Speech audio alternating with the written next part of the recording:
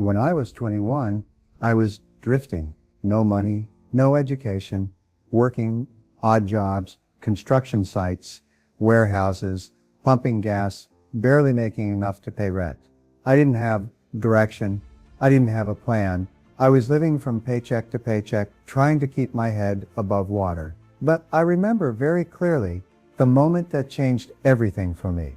I walked into a bookstore, mostly just to kill time, and there was a book on the shelf, The Effective Executive by Peter Drucker. I didn't know who he was at the time, but something about the title pulled me in. That book opened a door in my mind that has never closed. It said one thing that stayed with me forever. Concentration is the key to economic results. No other principle of effectiveness is violated as constantly today as the basic principle of concentration. I read that line at least 10 times. Focus, that was the word I needed. That was the thing missing in my life. I was scattered, distracted, reactive. I was busy, but not effective. That day I decided I will become a focused man. I went home and did something simple, but powerful. I took a blank piece of paper and wrote at the top, what is the most valuable use of my time right now? That question became my compass. And since that day, I've asked it every single day, sometimes multiple times a day. That question saved me years of wasted effort. It cut through the noise. It became my sword. You see, most people spend their days doing low-value tasks, answering emails, scrolling social media, checking things off that don't matter. But here's the truth. 20% of what you do produces 80% of your results. And 1-2 key activities produce almost all of your income, your growth, your future. If you can identify and relentlessly pursue those high-value activities, you will change your life. I call it the focus funnel. Eliminate everything that doesn't matter.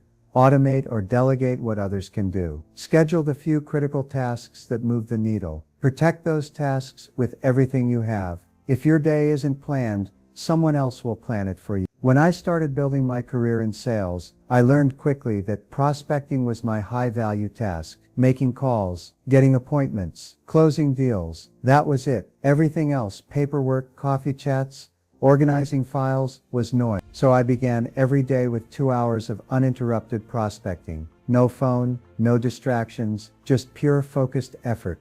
Within 90 days, I was the top salesperson in the company. That wasn't luck.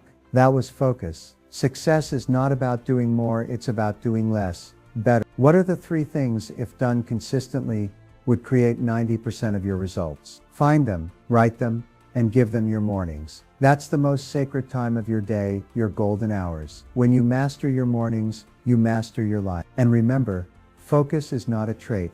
It's a skill. It's something you train, just like your body. Every time you say no to a distraction, you build mental muscle. Every time you protect your attention, you reclaim your power. Here's an exercise I still use to this day. At the end of each day, I write down my top 3 priorities for tomorrow. Just 3, not 20, not a full to-do list. Just the 3 things that would make tomorrow a success if I got nothing else done. And when I wake up the next day, I don't check my phone. I don't open email. I go straight to task number 1. That single habit has added more value to my life than almost anything else I've ever done. Focus is your superpower, and in a world full of distraction, the focused become the leaders. So let me challenge you. What are you focusing on? Are your actions aligned with your vision? Are you reacting or are you executing?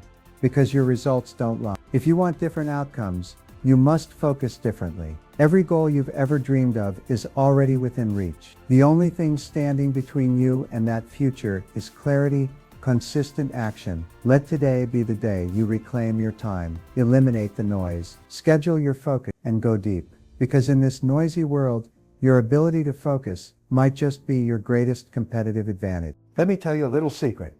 That's weird. I wasn't always confident.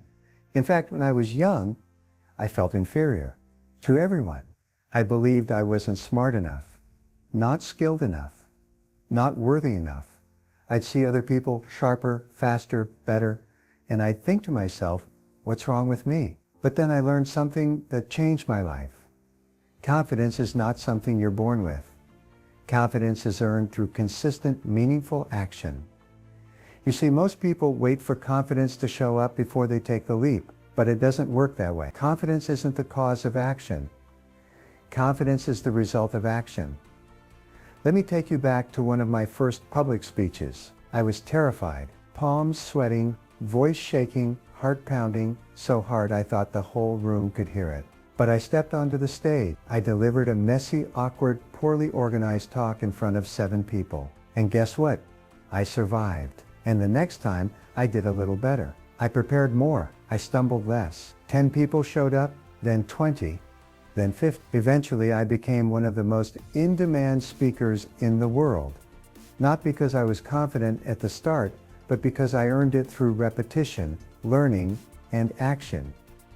Here's a lesson I wish someone had told me sooner. You build confidence the same way you build a muscle. You put yourself in uncomfortable situations, you stretch your limits, and you grow. If you're waiting until you feel ready, you'll be waiting forever. I've spoken with thousands of people over the years, top executives, elite athletes, young professionals, and the same principle applies to all of them. Courage comes first, confidence comes later. Your first sales call? Scary. Your first video? Awkward. Your first leadership decision? Full of doubt. But you do it anyway. You take the action before you feel ready, and that's how you get ready. Let me ask you something. What's one thing you've been putting off because you don't feel confident enough yet? Write it down. Now go do it imperfectly. Because when you take that step, you're literally rewiring your brain. You're proving to yourself that you're capable, that you can try, fail, learn, and improve. That's real confidence, not fake bravado, not arrogance. Confidence is quiet, internal, earned. And the beautiful thing, the more you act, the more your identity shifts. You begin to say to yourself, I am the kind of person who does hard things. I show up even when I don't feel like it. I follow through. I can handle discomfort. I am in control. That internal self-talk is everything. You are always programming your subconscious. Every thought, every belief, every word. It's either feeding your confidence or starving it. Here's one of my favorite practices. Each night, before bed, I ask myself, where did I win today? It could be something big. A closed deal, a speech, a tough conversation, or something small, waking up on time, completing a workout, making the extra call. I write down my wins. I stack my confidence, because confidence doesn't come from one big event. It comes from the accumulation of small victories. Every single day. Here's what I want you to remember. Confidence is built in private before it's displayed in public. Confidence is built by keeping promises to yourself. Confidence is built by doing. So start small. Speak up in the meeting. Make the first call. Share your idea. Sign up for the class. Say yes, even if your voice shakes, even if your hands tremble. Because confidence is a reward you give yourself when you face fear and act anyway. And here's the best part. Every time you build your confidence, you inspire others to do the same. You become a lighthouse for those still trapped in self-doubt. So if you're scared, good. That means you're growing. Go toward it. Don't wait.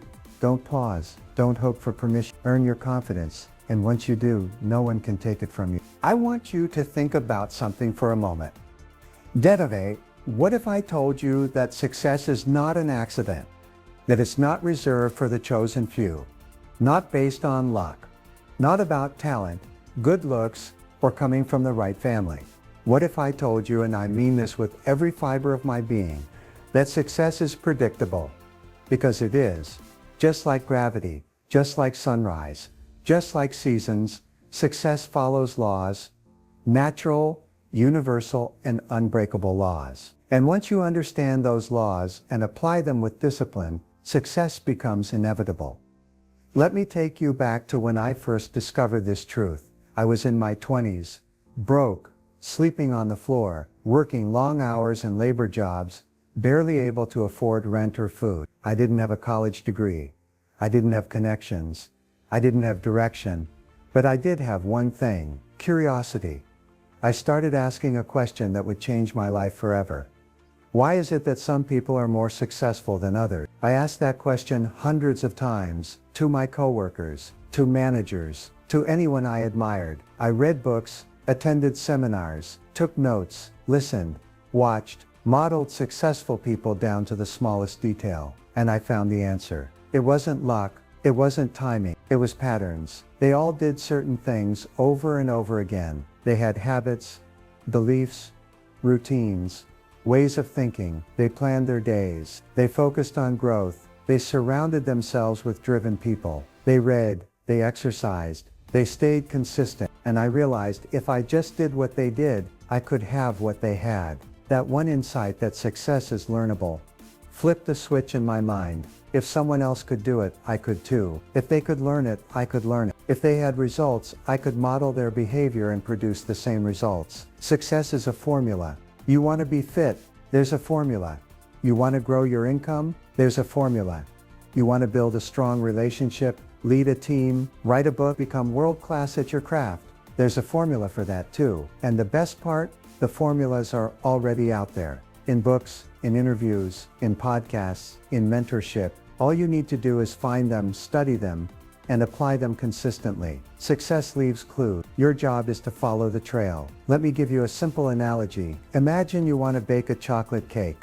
You find a recipe written by a world-class baker. It says, "Carbon, 1 cup flour, 2 cup sugar, 2 eggs, 1 teaspoon baking powder, mix, bake at 350. Now let's say you decide to ignore the sugar, double the eggs, and bake it at 200. What do you think will happen? You won't get cake, you'll get a mess. But that's exactly how most people approach success. They try to wing it, skip steps, redesign the formula, do it their own way before they've even mastered the fundamentals. That's like trying to play Beethoven before learning scales. First, learn the rules, then apply the rules. Only then do you earn the right to innovate. I've now taught this to millions of people, and here's what I've seen time and time again. The people who succeed are not the smartest. They're not the luckiest. They're not the most charismatic. They're the most disciplined in following proven principles. They take 100% responsibility for their lives. They set clear goals. They work from lists. They focus on high-value tasks. They never stop learning. They believe that if they do the right things consistently, they will win. And guess what? They do. So if you're tired of guessing, if you're tired of spinning your wheels, waiting for motivation or the right time, make a decision today. Study success like your life depends on it, because it does. Model people who've already achieved what you want. Copy their habit. Read what they read. Think how they think. Track what they track. Soon, your life will change so dramatically you won't recognize it, because you'll no longer hope for success. You'll create